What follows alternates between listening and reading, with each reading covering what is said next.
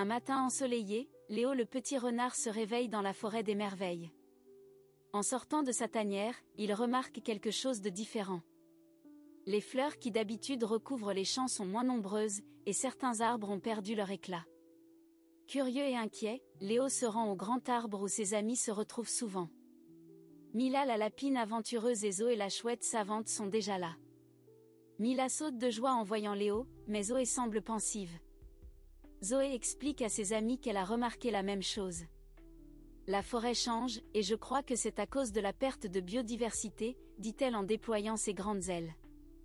Mila, intriguée, demande ce que cela signifie.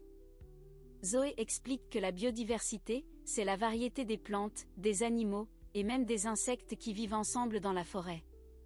Chaque être vivant a un rôle spécial pour maintenir notre forêt en bonne santé, continue-t-elle.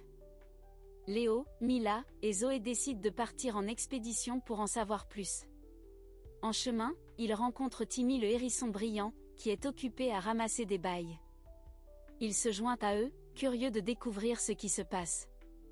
Ensemble, ils traversent des champs de fleurs, longent des ruisseaux scintillants, et s'aventurent dans des coins cachés de la forêt. Après un moment de marche, ils rencontrent Hugo le héron, qui se tient près d'une petite mare. Hugo explique que l'eau de la mare est devenue polluée à cause des déchets laissés par les visiteurs de la forêt. Beaucoup d'animaux ne peuvent plus boire ici, dit-il tristement. Les mini-explorateurs se mettent alors au travail, ramassant les déchets et nettoyant la mare. Zoé explique que l'eau propre est essentielle pour que les plantes et les animaux puissent prospérer. Plus loin dans la forêt, les amis découvrent un champ où les fleurs ont presque disparu. Ils y rencontrent Clara la tortue, qui leur explique que les abeilles, qui d'habitude butinent les fleurs, ne viennent plus aussi souvent.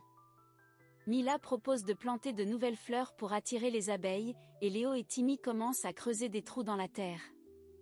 Zoé leur apprend qu'en plantant des fleurs de différentes couleurs, ils peuvent attirer encore plus de pollinisateurs. Alors qu'ils continuent leur chemin, ils découvrent un endroit où les arbres ont été coupés. Ils y rencontrent Pablo le lynx, qui cherche un nouvel abri. Il explique que sans les arbres, lui et d'autres animaux n'ont plus d'endroit où se reposer ou se cacher. Léo et ses amis décident de planter de jeunes arbres.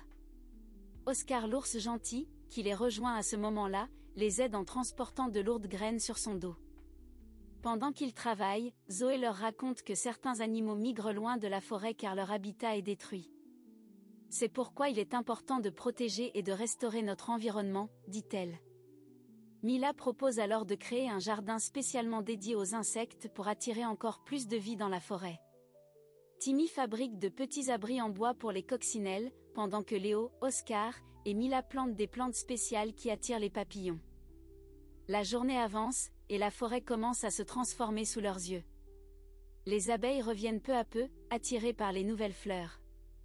Les oiseaux chantent joyeusement, et les papillons voltigent de fleur en fleur. Les animaux qui s'étaient cachés reviennent petit à petit, heureux de retrouver un habitat plus accueillant.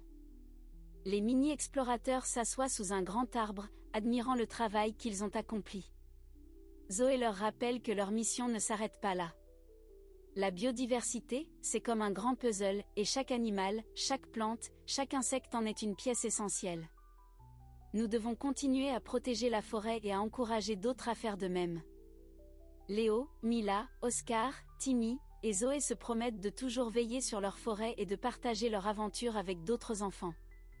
Ils savent que chaque petit geste compte, planter une fleur, ne pas jeter de déchets, ou encore protéger les animaux.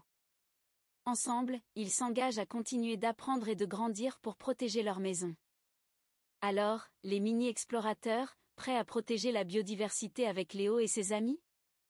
N'oubliez pas de vous abonner à la chaîne et de liker la vidéo pour encore plus d'aventures passionnantes.